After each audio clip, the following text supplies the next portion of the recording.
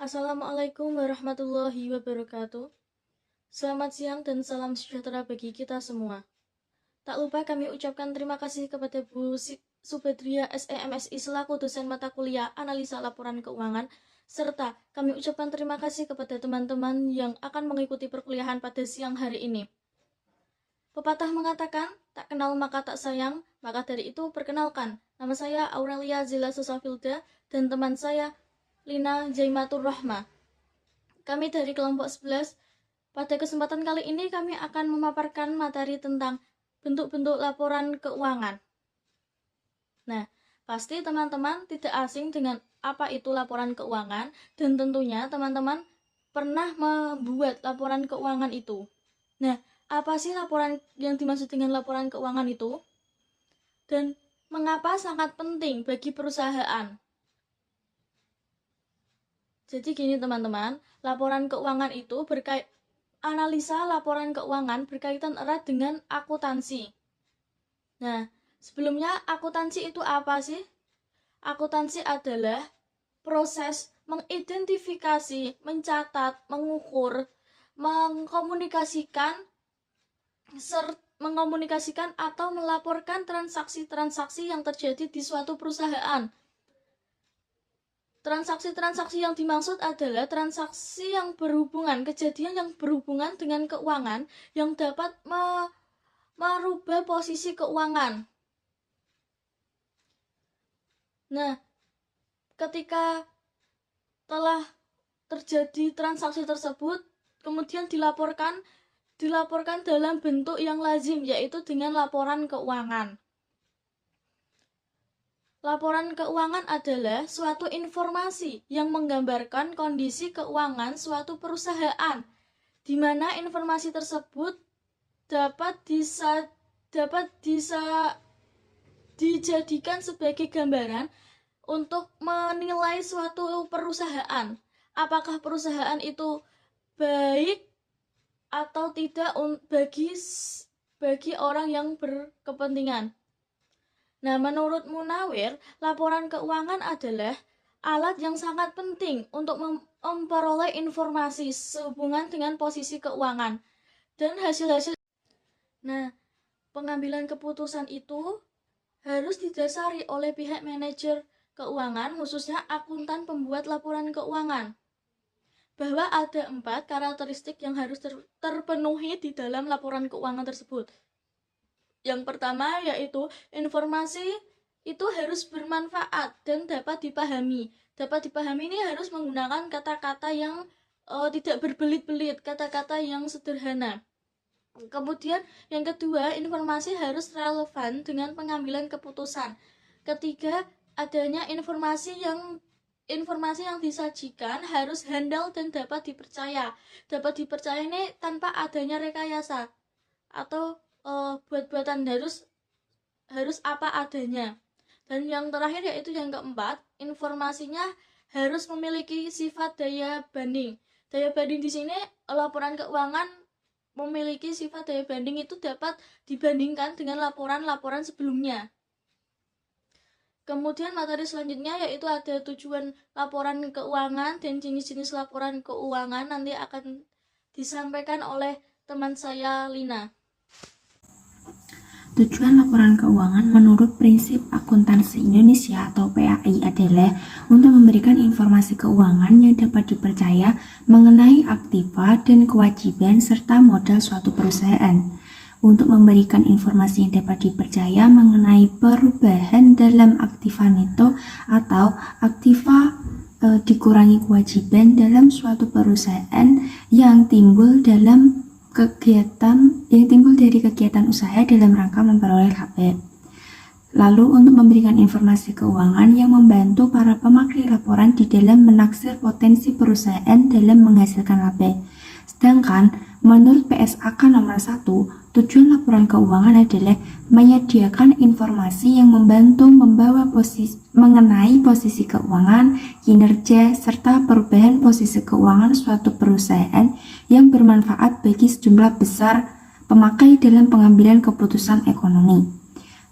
Laporan keuangan juga menunjukkan apa yang telah dilakukan manajemen atau mempertanggungjawabkan manajemen atas sumber daya yang dipercaya kepadanya.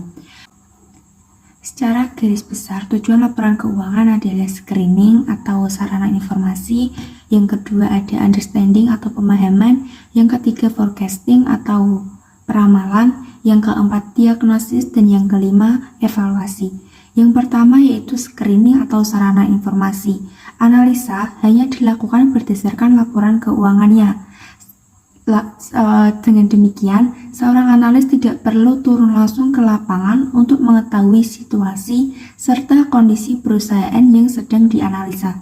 Yang kedua ada understanding atau pemahaman. Analisa dilakukan dengan cara memahami perusahaan, kondisi keuangannya, dan bidang usahanya serta hasil usahanya. Yang ketiga ada forecasting atau peramalan. Analisa dapat digunakan juga untuk meramalkan kondisi perusahaan pada masa yang akan datang. Yang keempat ada diagnosis. Analisa itu memungkinkan untuk dapat melihat kemungkinan yang terjadi atau kemungkinan terdapatnya masalah baik di dalam manajemen atau di luar manajemen. Yang kelima adalah evaluasi. Evaluasi itu maksudnya analisa itu digunakan untuk menilai serta mengevaluasi kinerja perusahaan termasuk manajemen dalam meningkatkan tujuan perusahaan secara efisien. Selanjutnya yaitu jenis-jenis laporan keuangan. Jenis-jenis laporan keuangan yang pertama ada laporan neraca, yang kedua ada laporan laba rugi, ada laporan arus kas, laporan perubahan modal atau laporan perubahan ekuitas, lalu ada laporan laba ditahan.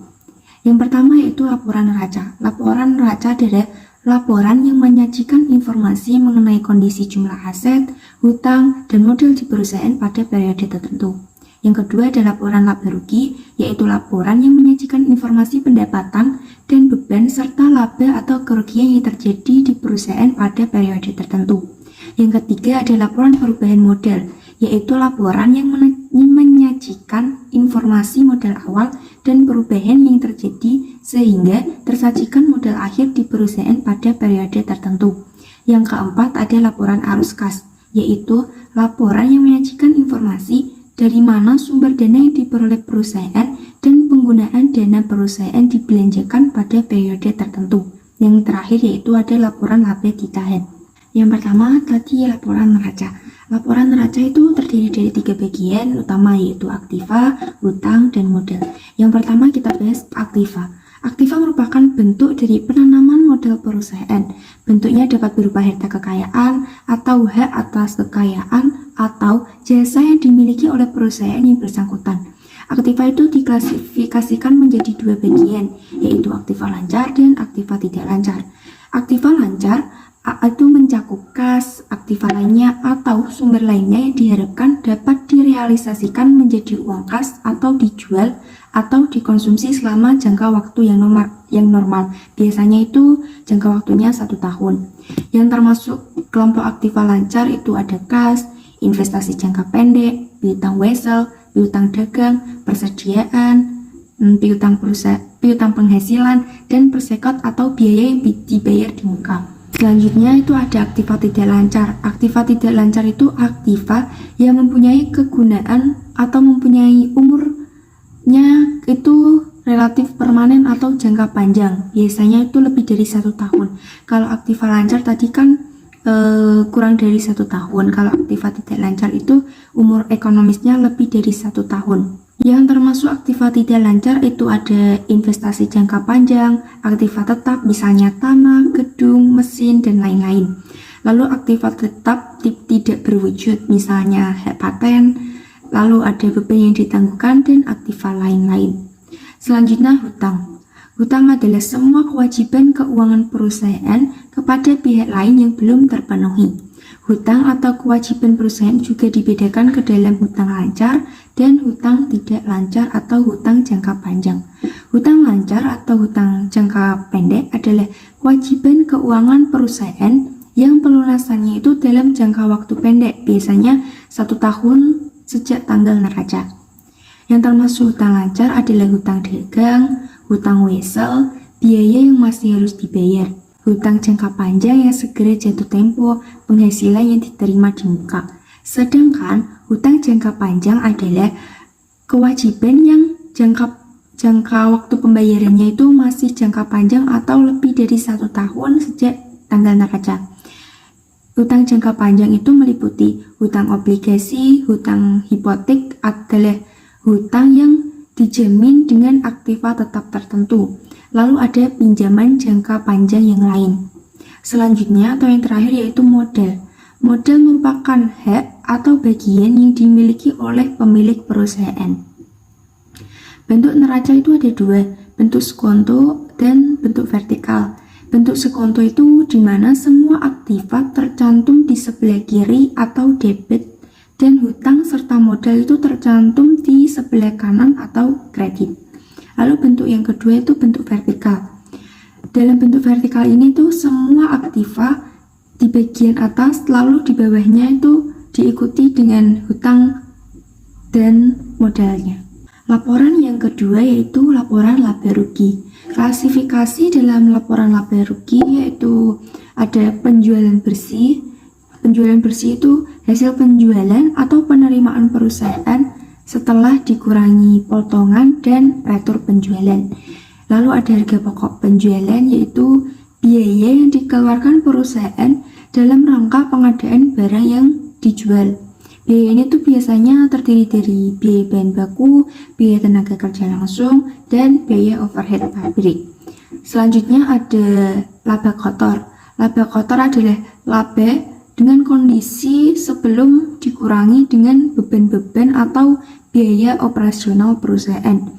Selanjutnya ada biaya usaha. Biaya usaha itu terdiri dari biaya operasi, biaya administrasi, dan biaya-biaya lainnya di luar biaya operasi. Lalu ada laba usaha sebelum bunga dan pajak, laba bersih setelah pajak, dan laba ditahan. Bentuk dari laporan laba rugi yang biasa digunakan itu ada dua bentuk yaitu single step dan multiple step. Bentuk single step yaitu bentuk dengan menggabungkan semua penghasilan menjadi satu kelompok dan semua biaya dalam satu kelompok. Sedangkan bentuk multiple step yaitu dengan mengelompokkan yang lebih teliti sesuai dengan prinsip yang digunakan secara umum. Selanjutnya ada laporan arus kas. Laporan arus kas itu memberikan informasi atas sumber dan penggunaan uang kas pada suatu periode. Sumber kas itu bisa berasal dari laba bersih setelah pajak, yaitu selisih antara pendapatan dan seluruh biaya-biaya. Lalu perusahaan juga memperoleh kas dari penambahan pinjaman dapat berupa pinjaman bank, baik itu jangka pendek maupun jangka panjang, lalu dari hutang obligasi, dan juga bisa dengan penjualan saham perusahaan. Lalu penggunaan kas. Peningkatan penjualan itu juga akan meningkatkan penggunaan kas karena perusahaan harus menambah persediaannya untuk mendukung pertumbuhan penjualan dan menginvestasikan tambahan piutang dagangnya.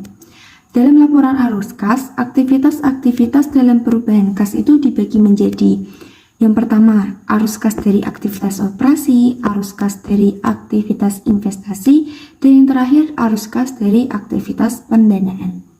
Materi selanjutnya akan disampaikan oleh teman saya. Ada kalanya laporan laba ditahan ini itu biasanya dibuat dengan laporan laba rugi dan diberi judul laporan laba rugi dan laporan laba yang ditahan. Selanjutnya, laporan modal sendiri. Laporan modal sendiri ini untuk mengetahui perusahaan besarnya modal sendiri selama satu periode. Disusun laporan modal sendiri. Laporan ini terdapat pada perusahaan perseorangan. Umumnya berbentuk perusahaan dagang dengan cara menghitung pendapatan bersih yang diderita, pemakaian privat, dan penambahan modal oleh pemilik perusahaan tersebut. Jadi laporan modal sendiri ini untuk mengetahui modalku ini nambah apa ora gitu. Nanti akan diberikan contoh laporan keuangan yang telah kami jelaskan. Sekian yang dapat kami sampaikan, kurang dan lebihnya kami mohon maaf. Wassalamualaikum warahmatullahi wabarakatuh.